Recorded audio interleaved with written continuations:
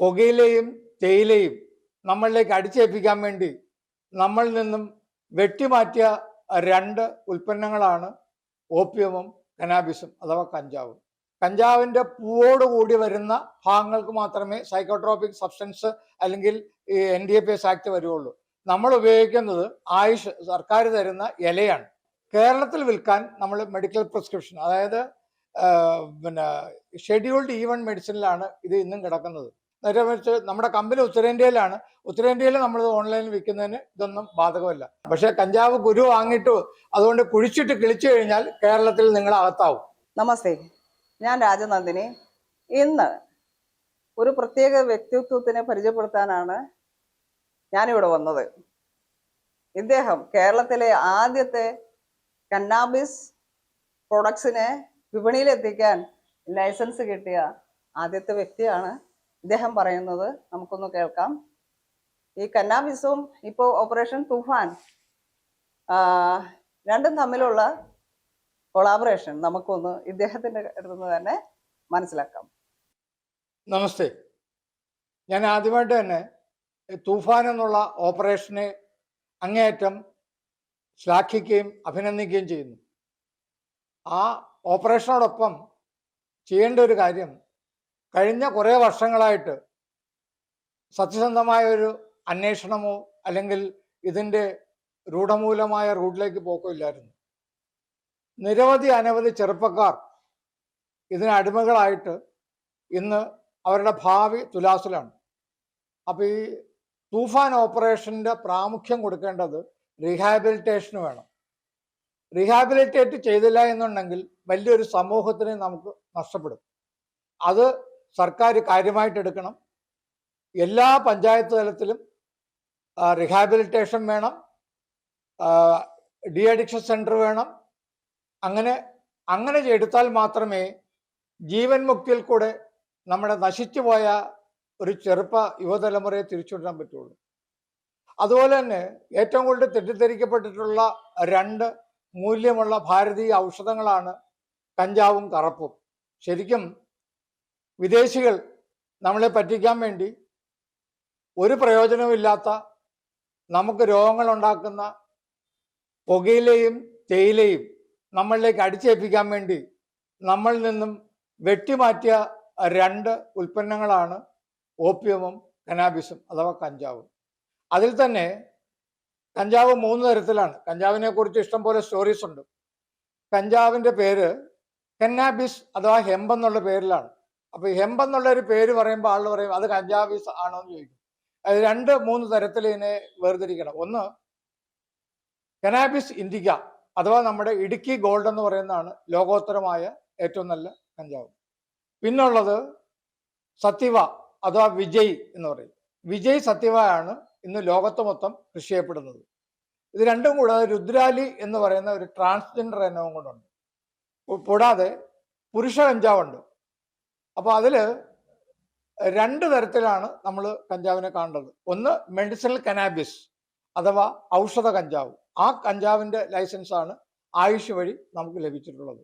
അപ്പം ഇത് രാഗരോഗാദികൾ മാറ്റാനാണ്. അതായത് ആങ്സൈറ്റി ഡിസോർഡർ, ആദിയിൽ നിന്നാണ് വ്യാധികൾ ഉണ്ടാകുന്നത്. ആ രോഗങ്ങളില്ലാത്തവർ ആരുമില്ല. ഒരു ദിവസം ഒരു നേരമെങ്കിലും ഒരു ട്രാഫിക്കിൽ പെടുകയോ അല്ലെങ്കിൽ ഒരു അസുഖം വരികയൊക്കെ ചെയ്യുമ്പോൾ നമുക്ക് ആദി വരും. അപ്പോൾ ആ ആദിയെ ഒന്ന് ട്രാങ്കുലൈസർ വഴി നമുക്കൊന്ന് മിതപ്പെടുത്താനാണ് ഇതിൻ്റെ ഔഷധങ്ങൾ മെയിനായിട്ട് ഉപയോഗിക്കുന്നത്. ഉത്തരേന്ത്യയിലൊക്കെ ബാങ്ക് എന്നുള്ള പേരിൽ, അതായത് ബാങ്കിൻ്റെ പുറത്തൊരു ചരിത്രമുണ്ട്. പണ്ട് ആദ്യകാലത്ത് അപ്പോൾ പാലാഴിമതനം ചെയ്തപ്പോൾ, അതിപ്പോഴത്തെ ഈ ഓയിൽ റിഫൈൻ ചെയ്യുന്നവർക്ക് മനസ്സിലാവും. ആദ്യം റിഫൈൻ ചെയ്ത് വരുമ്പം ഗോസ്റ്റ് എന്നാണ് ഇന്നത്തെ പേര്, അന്നത്തെ പേര് ഹലാഹല എന്നാണ്. ആ ഹലാഹല വന്നപ്പോൾ ഇതിനെ ഉൾക്കൊള്ളാൻ പറ്റാത്തത് വന്നപ്പം ഇത് ഭൂമി നശിച്ചു പോകുന്നുള്ളത് കൊണ്ട് ശിവന് കൊടുത്തു. അപ്പം ശിവൻ അത് വിഴുങ്ങിയപ്പം പാർവതി അതിൻ്റെ അപകടം മനസ്സിലാക്കിയിട്ട് തൊണ്ടയ്ക്ക് പിടിച്ചു. അങ്ങനെ അദ്ദേഹത്തിന് നീലകണ്ഠൻ എന്നുള്ള പേര് വന്നു.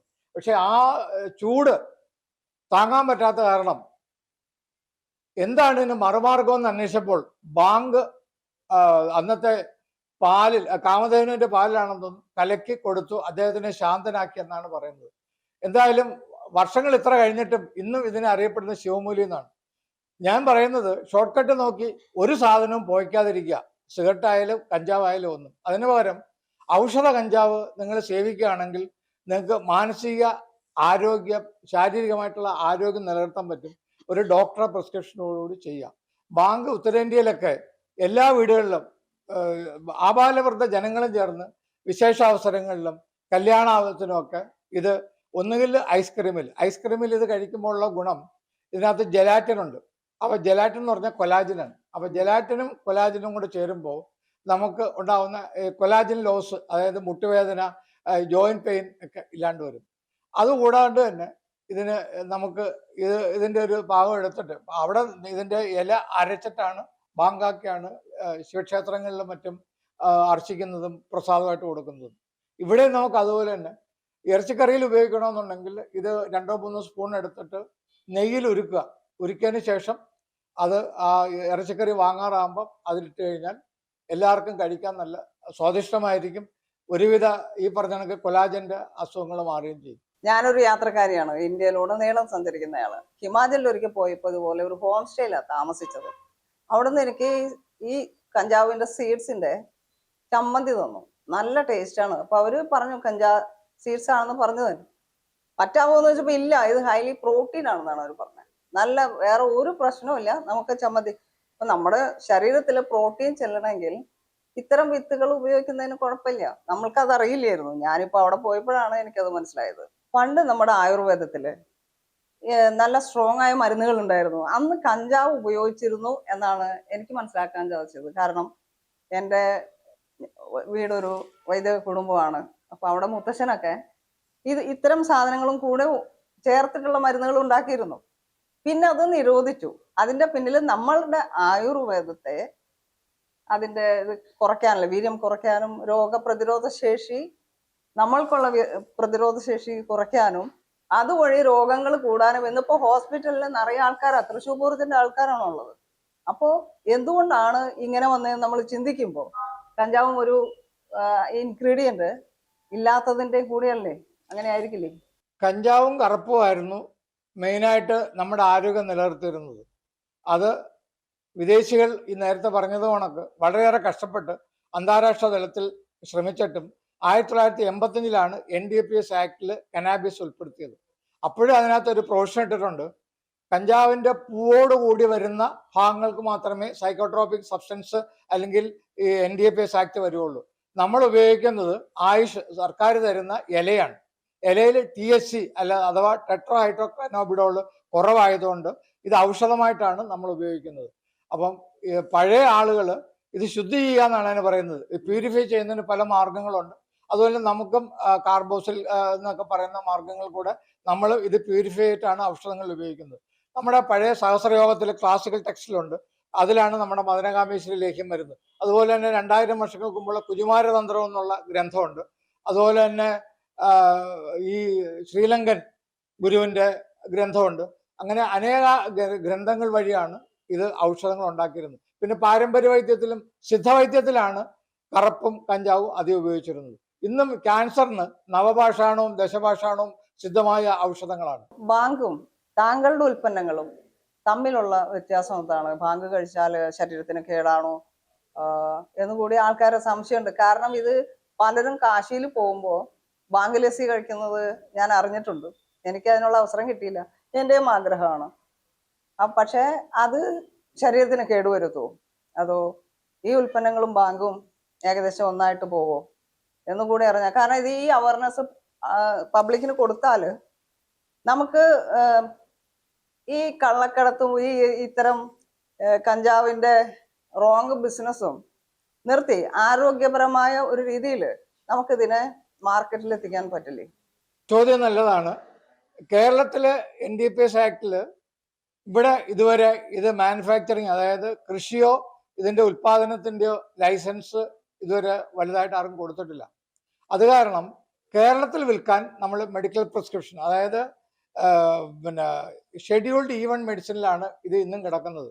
അതായത് കുന്നിക്കുരു, പിന്നെ നീല ഉമ്മൻ, കാഞ്ഞിരം, കഞ്ചാവ്, ഈ ഔഷധങ്ങളെല്ലാം ഷെഡ്യൂൾഡ് 1 മെഡിസിൻ ആയതുകൊണ്ട് കേരളത്തിൽ ബാങ്ക് ഉൾപ്പെടെ വിൽക്കണമെന്നുണ്ടെങ്കിൽ അത് മെഡിക്കൽ പ്രിസ്ക്രിപ്ഷൻ വേണം. നമ്മുടെ പാനൽ ഓഫ് ഡോക്ടേഴ്സ് വഴി നമ്മൾ അതും തരപ്പെടുത്തി കൊടുക്കുന്നുണ്ട്.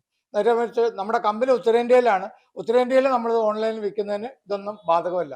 ഇവിടെയും ബാധകമല്ല. പക്ഷെ ഇവിടെ നിയമത്തിന് നാം കൂടുതൽ ഭയപ്പെടുകയും ഒക്കെ ചെയ്യുന്ന കാരണം എല്ലാ മെഡിസിൻ്റെ കണക്ക് ഇതിനും നമുക്ക് ഈ പിന്നെ ഇതോടൊപ്പം വാങ്ങുന്നതാണ് നല്ലത്. നമ്മൾ ഓൺലൈനിൽ അപ്ലൈ ചെയ്ത് കഴിഞ്ഞാൽ നിങ്ങൾക്ക് അതിന്റെ പേയ്മെന്റ് അടച്ചു കഴിഞ്ഞാൽ ഇതെല്ലാം നിങ്ങൾക്ക് ലഭ്യമാണ്. ഇതും കിട്ടും. ഇദ്ദേഹം പറഞ്ഞത് പ്രകാരം നോക്കുകയാണെങ്കിൽ ആരോഗ്യത്തിന്റെ ഒരു അടിസ്ഥാന ഘടകം കൂടിയാണ് ഈ കഞ്ചാവിൽ നിന്ന് കിട്ടുന്ന ഔഷധ മൂല്യങ്ങൾ. അപ്പോ നമ്മൾ അത് വേണ്ടാത്ത രീതിയിൽ കെമിക്കൽ ചേർത്ത ഇത്തരം ലഹരി സാധനങ്ങൾ ഉപയോഗിക്കുന്നതാണ് നമ്മുടെ ചെറുപ്പക്കാരിൽ സംഭവിച്ചിട്ടുള്ള ദൂഷ്യം. അപ്പൊ അതിനെ മറികടക്കാനുള്ള അറിവ് ഇദ്ദേഹത്തിൽ നിന്ന് ലഭിക്കുന്നത് വളരെ സന്തോഷമുണ്ട്. അക്കാര്യത്തില് രാജനന്ദിനി വളരെ നന്ദി. ഞാൻ ഒരു കാര്യം കൂടെ പറഞ്ഞ് അവസാനിപ്പിക്കാം. ഇതിൽ തന്നെ കണ്ടമാനം കൺഫ്യൂഷൻ ഉണ്ട്.